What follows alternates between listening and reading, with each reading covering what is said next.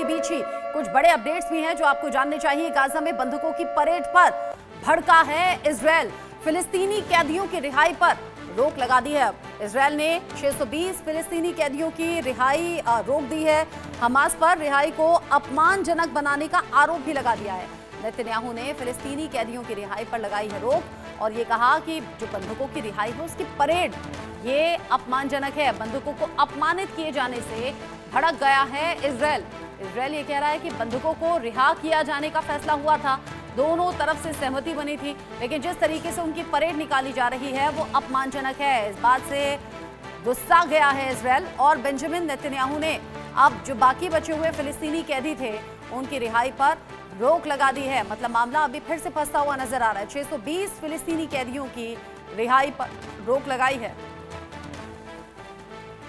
PM Netanyahu ने फिलिस्तीनी कैदियों की रिहाई पर रोक लगाई है। गाजा में बंधकों की परेड को लेकर ये गुस्सा, ये नाराजगी अब बेंजामिन नेतन्याहू की सामने आ रही है।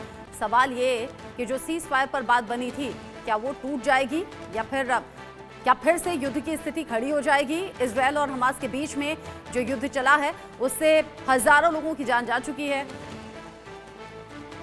अब इजरायल ने 620 फिलिस्तीनी कैदियों की रिहाई रोक दी है और ये गुस्सा, ये नाराजगी इस बात को लेकर है कि जो बंधकों की रिहाई है उसको गलत तरीके से पेश किया गया।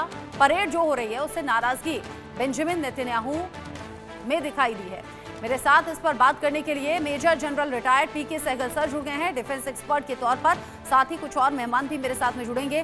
पीके सहगल सर, इजरायल और हमास के बीच में जो कुछ हुआ वो हमने देखा, हजारों लोगों की जान भी चली गई। जैसे तैसे सीज फायर पर बात बनी थी, बंधकों की रिहाई भी दोनों तरफ से हो रही थी, लेकिन अभी जो ताजा अपडेट है 620 फिलिस्तीनी कैदियों की रिहाई को बेंजामिन नेतन्याहू ने रोक दिया है।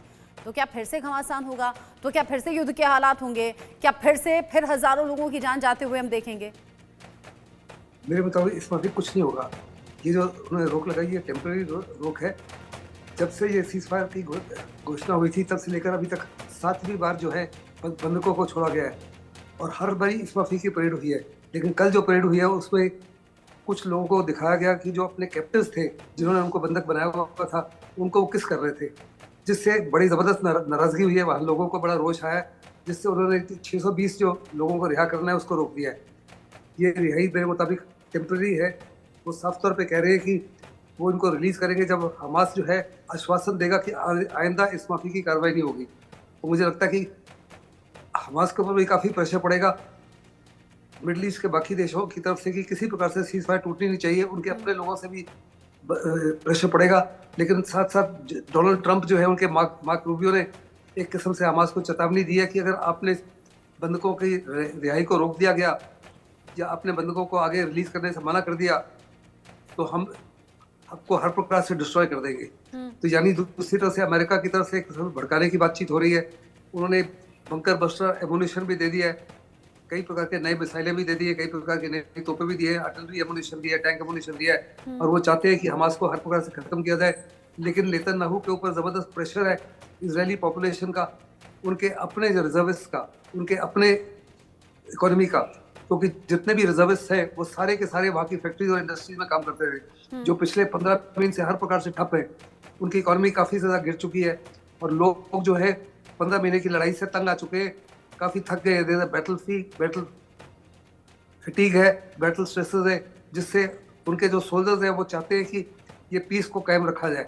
ऐसे में मुझे नहीं लगता कि तमाम कोशिशों के बावजूद भी इजराइल जो है इसको सीज फायर को तोड़ सकता है या आगे वाला जो फेज 2 है उसमें कोई बड़ी। एक बात और पीके सहगल सर, एक बात और, अगर हमास और इजराइल के बीच में ये डील हुई, ये समझौता हुआ कि हाँ सीज फायर हो और उसका पालन किया जाए, दोनों तरफ से बंधकों की रिहाई हो, खबर ऐसी सामने आई थी कि 2 मासूम बच्चे, बहुत छोटे बच्चे जिन्हें हमास ने गला घोंटकर मार डाला, इस पर भी इजराइल भड़का हुआ है, नेतन्याहू भड़के हुए हैं। कुछ ऐसी भी खबरें तो होंगी ना जो आप और हम तक पहुंचती नहीं होंगी?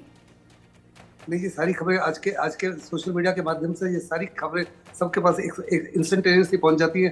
सारी दुनिया को पता लग गया है कि 2 बच्चों को, जो मासूम बच्चे थे, उनको गला घोंट के मारा गया है। लेकिन ऑन दी अदर हैंड अगर आप देखो तो इजराइल ने भी तकरीबन 48,000 बेकसूरों को मारा है और कम से कम 1.25 लाख लोगों को घायल किया गंभीर रूप से। तो इसराइल ने कौन सी कमी की है? इसराइल ने भी उससे बड़े बड़े पैमाने पर बेरहमी की है। ऐसे ऐसे में इसराइल भी जानते हैं, लेकिन नेतन्याहू जो है वो कुछ ऐसा कदम उठाना चाहते हैं जिससे उनकी कुर्सी बची रहे, उनकी जो उनके खिलाफ जो कानूनी कार्रवाई हो रही है उससे वो कुछ और देर तक बच सके, और हो सके तो उससे परमानेंट बच सके। वो अपने अपने हित को निगाह में रखते हैं बजाय इसराइल के हित को। इसराइल चाहता है कि सीज फायर जो है कंटिन्यू हो, वो चाहता है कि फेज 2 के भी एग्रीमेंट हो, क्योंकि फेज 2 में उन्होंने कहा कि हम बाकी जितने भी तमाम बंधक हैं और जितने भी बाकी की बॉडीज हैं हर 100% हम वापस कर देंगे, लेकिन इसराइल को हर प्रकार से वहां से निकलना पड़ेगा, और हो सकता है कि ये सीज फायर जो है आगे परमानेंट की तरफ बढ़ जाए। और मिडल ईस्ट कंट्रीज का जबरदस्त कोशिश है, जो यूनाइटेड नेशन की जबरदस्त कोशिश है, ग्लोबल साउथ की जबरदस्त कोशिश है कि ये सीज फायर कायम रहे और एक किस्म से परमानेंट सीज फायर में तब्दील हो जाए। लेकिन पीके सहगल सर, अगर हम इजराइल में और गाजा में देखें तो बड़ा नुकसान तो गाजा के लोगों को हुआ। यहाँ जो बड़ी संख्या में फिलिस्तीनी मारे गए, हमास के भी कई लड़ाके और कई कमांडर ढेर हो गए, हजारों तक की संख्या जाती है। ऐसा नहीं है कि सिर्फ यहाँ हमास के लड़ाके ही मारे गए हों, इसमें आम लोगों की, सिविलियंस की भी जान गई। लेकिन बावजूद इसके अगर सीज फायर पर बात हुई तो आपको लगता नहीं हमास जो है वो उकसावे की कार्रवाई कर रहा है? फिर चाहे वो बंधकों की परेड निकालने की बात हो, मासूमों का गला घोटने की बात हो, इस पर तो कोई भी भड़केगा। अगर बेंजामिन नेतन्याहू भड़के हैं तो इसमें उनकी गलती तो नहीं? देखो, गलती दोनों साइड की है। लड़ाई में कहा जाता है कि all is fair in love and war. वो भी कार्रवाई कर रहे हैं क्योंकि उनको हर प्रकार से बंधकों को छोड़ना पड़ा, और बंधकों सीज फायर का मकसद यही था कि बंधकों की रिहाई हो, कुछ बंधकों की फेज 1 में रिहाई हो और बाकियों की फेज 2 में रिहाई हो। इसमें जहां तक हमास का ताल्लुक है, हमास इसको हर प्रकार से फॉलो कर रहा है। ओनली थिंग इज इसको क्या परेड किया जाएगा या नहीं किया, that was not part of the thing. लेकिन जो उन्होंने कर रहे हैं, परेड कर रहे हैं, ये मेरे मुताबिक गलत है, ये ह्यूमिलिएटिंग है। लेकिन 6 बारी इसराइल ने इसके ऊपर कोई कदम नहीं उठाया। लेकिन 7वीं बारी जब उन्होंने दिखाया कि कुछ जो उनके बंधक थे वो हमास के ऑपरेटिव्स को किस कर रहे थे, यानी दूसरे लफ्ज़ों में कह रहे थे कि हम आपको मिस करेंगे, आपने हमारे साथ बड़ा अच्छा बर्ताव किया, विच वाज टोटल प्रोपेगेंडा। इस टोटल प्रोपेगेंडा उससे नेतन्याहू भड़के हैं। मुझे नहीं लगता ये सीज फायर रुकेगी, मुझे नहीं लगता कि लड़ाई दोबारा शुरू होगी। इसमें किसी प्रकार का कोई शक नहीं कि इसराइल ने जो जवाबी कार्रवाई की है उसमें से 70 to 80% जो लोग मारे गए हैं वो सिविलियंस हैं, औरतें हैं, बच्चे हैं, और जो 1,15,000 या 20,000 घायल हुए उसमें भी ज्यादा औरतें और बच्चे हैं और बूढ़े लोग हैं। ऐसे में इसराइल ने भी कोई कमी नहीं की। दुनिया चाहती है कि ये सीज़फायर कायम रहे, दुनिया चाहती है कि वहाँ अमन हो। अगर आप देखो तो गाजा में इतने बड़े पैमाने पर उसको खंडरात में बदली कर दिया गया है, जिसको मलबे को हटाने में कम से कम 10 साल लगेंगे। और उन लोगों के पास इस समय बहुत जबरदस्त उनके पास प्रॉब्लम्स हैं। एक तो डिजीज फैल रही है, बड़े पैमाने पर कई बीमारियां फैल रही हैं, जबरदस्त विंटर्स हैं और उनके पास बचने के लिए कुछ भी नहीं है। If you see there staying in tented accommodation जिसमें हवा भी आती है, और एब्सोल्यूट डेजर्ट्स में तो शाम को बहुत ही ज़्यादा ठंड हो जाती है। मैं तो खुद डेजर्ट में बहुत ऑपरेट कर चुका हूँ। एक किस्म से ऑलमोस्ट मुश्किल हो जाता है अपने जीवन को कायम रखना, और ये सब वो झेल रहे हैं। लेकिन साथ ही साथ इसराइल ने हमास ने ये भी कह दिया है कि जब लड़ाई शुरू हुई थी तो हमारे पास 35,000 सैनिक थे, अभी हमने 50,000 और को रिक्रूट कर लिया है। ये कहकर कि जिस माफी की तबाही आपने मचाई है, बहुत बड़े पैमाने पर लोगों को आपके खिलाफ बदला लेने की तमन्ना उठ खड़ी हुई है, और इसलिए हमारे पास लड़ाकों की कमी नहीं होगी। हिजबुल्लाह ने भी इसी माफी कहा है और साफ तौर पे एक किस्म से इशारा दिया है कि अगर इसराइल सीज़फायर तोड़ता है तो जहाँ तक गाजा का ताल्लुक था, गाजा तो खत्म हो चुका है। अभी ज्यादा नुकसान इसराइल को उतना ही होगा जितना गाजा में उन्होंने किया है। हम भी उनके शहरों का हिट करेंगे, हम भी उनके सिविलियन पॉपुलेशन को हिट करेंगे उसी माफी जैसे उन्होंने किया है। और अगर देखो 15 महीने के बावजूद भी इसराइल ने सारी टनल्स को ना तो गाजा में ना लेबनान में डिस्ट्रॉय कर सके, उनको अभी तक भी पता नहीं लगा। अभी तक भी बंधक कहाँ छुपाए हुए थे ये भी नहीं पता लगा। और साफ तौर पे उनके जो चीफ ऑफ डिफेंस स्टाफ थे जिन्होंने रिजाइन कर दिया है, ये कहकर कि जब 7 अक्टूबर को हमास की तरफ से हमला हुआ था 7 अक्टूबर 2023, उनका हर प्रकार से फेलियर था। उन्होंने कहा कि कुछ और लोगों को इशारा करते हुए नेतन्याहू को की रिस्पॉन्सिबिलिटी एक्सेप्ट करनी चाहिए कि उनके कार्यक्रम में इस माफी का हुआ। उन्होंने साफ तौर पे कहा जो हमारे वॉर एम्स थे, जिसमें कि हमास को हर प्रकार से खत्म किया जाए, बंधकों को छुड़ाया जाए और हमास को फ्यूचर गवर्नेंस से अलग किया जाए, हाँ। उन्होंने कहा ये वॉर एम्स अचीवेबल नहीं है, अभी तक अचीव नहीं हुए और ना ही आगे आगे अचीव हो सकते हैं। तो यानी उनके अपने डिफेंस चीफ्स ये कह रहे हैं, उनके अपने बाकी मिलिट्री लीडर्स कह रहे हैं, लेकिन नेतन्याहू अड़े हुए हैं, ट्रम्प अड़े हुए हैं कि हम हर प्रकार से हमास को खत्म करेंगे। हमास जो है इज एन आइडियोलॉजी, आइडियोलॉजी को खत्म नहीं किया जा सकता। दुनिया में जितने भी इस माफी की ऑर्गेनाइजेशन है, क्या ISIS खत्म हुआ है, क्या अलकायदा खत्म हुआ है, क्या बोको हरम खत्म हुआ है, LET जैसे मोहम्मद हिजबुल मुजाहिदीन सारे के सारे जिंदा हैं। पाकिस्तान की जबरदस्त कोशिश है तरीके तालिबान पाकिस्तान को खत्म करने के लिए, क्या खत्म कर पा रहे हैं? ऐसे में ये जो आइडियोलॉजीज हैं इनको खत्म नहीं किया जा सकता और बहुत बड़े पैमाने पर जो है लोग इनके साथ जुड़ते हैं। जैसे कि हमास ने कहा कि हम 50,000 लड़ाके और खड़े कर चुके हैं। रचना, आपने बताया कि किस तरीके के हालात अभी हैं और क्या कुछ पॉसिबिलिटीज हैं। मेरे साथ में मेजर जनरल रिटायर्ड सुधाकर जी भी जुड़ गए हैं डिफेंस एक्सपर्ट के तौर पर। सुधाकर सर, जो हालात हमने देखे युद्ध वाले, उसमें सिविलियंस मारे गए, हमास का खात्मा करने के लिए यहाँ IDF लगातार जंग के हालात में अटैक करती रही और उसमें बड़ा नुकसान हुआ। जैसे तैसे सीज फायर को लेकर बात बनी भी, लेकिन अब बंधकों की परेड को लेकर नेतन्याहू भड़क गए हैं। वहां हमास ने 2 मासूम बच्चों का गला घोंटकर उनकी हत्या भी कर दी है। ये तमाम जो खबरें हैं, हमास क्या अभी भी उकसावे वाली कार्रवाई कर रहा है और क्या युद्ध के हालात फिर से छिड़ सकते हैं क्या, या भी थोड़ा संतोष किया जा सकता है कि हालात फिर से बदलेंगे नहीं या युद्ध भड़केगा नहीं? और हमारे डिस्टिंग्विश्ड को पैनलिस्ट साहब को मेरा बधाई हो। जनरल साहब ने बहुत अच्छे तरीके से व्याख्या किया है आपके सवाल का।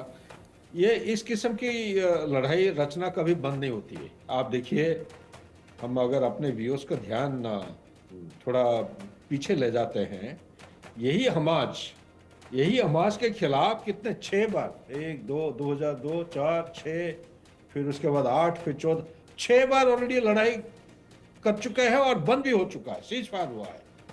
कहाँ खत्म हुआ ये? आप देखिए, हमास की जो फॉर्मेशन है, आप अगर अपना ध्यान ले लेंगे इतिहास में, ये एक्चुअली उनकी जो क्रिएशन है, बोलते हैं 1997 में, बट इसकी शुरुआत हो गई थी 82 से। PLO जैसे क्रिएशन हुआ था और हमास PLO से ही सृष्टि हुई है। इसलिए मैं कहता हूँ इस किस्म की लड़ाई को बिल्कुल एकदम लुप्त करना या खत्म करना ये नामुमकिन है। जैसे जनरल साहब बिल्कुल सही तरीके से कहें, कोई आइडियोलॉजी को आप खत्म नहीं कर सकते। ये देखिए ना, आईसिस का उदाहरण 2017 को 2017 को USA और एलाइड फोर्सेस छाती पिट पिट के कह रहे थे कि आईसिस का मेरुदंड हम तोड़ दिए, पूरा एकदम डेसिमेट हो गया। कहाँ डेसिमेट? वही आईसिस के वो घुसे हुए फ्रांस में, जर्मनी में बिना हथियार गाड़ी लेके अटैक कर रहे हैं। अमेरिका में देखिए, न्यू ऑर्लिन्स में क्या हुआ जनवरी में इसी साल, और न्यूयॉर्क में क्या हुआ, लास वेगस में किस किस्म के अटैक हो रहे हैं। ये आईसिस का कहीं ना कहीं जुड़े हुए हैं सब। तो इसलिए चाहे हमास की बात करिए, हिजबुल्लाह की बात करिए, इनको इस तरफ डेसिमेट करना ये बिल्कुल मुश्किल होगा। इसीलिए मिलिट्री साइंस के मुताबिक अगर आप देखते हैं, कोई भी इस किस्म की शत्रु होता है या देशद्रोही होते हैं, जैसे भी आप टेररिस्ट होते हैं, जिस नाम से आप पुकारना चाहते हो, जिसके खिलाफ आपने लड़ाई छेड़ रखा है, तो उसके साथ एक मल्टीप्रोंग अप्रोच होना चाहिए। ये नहीं किसी मिलिट्री हार्डवेयर के साथ उसको दबाते हुए बॉम्ब गिराते जाओ।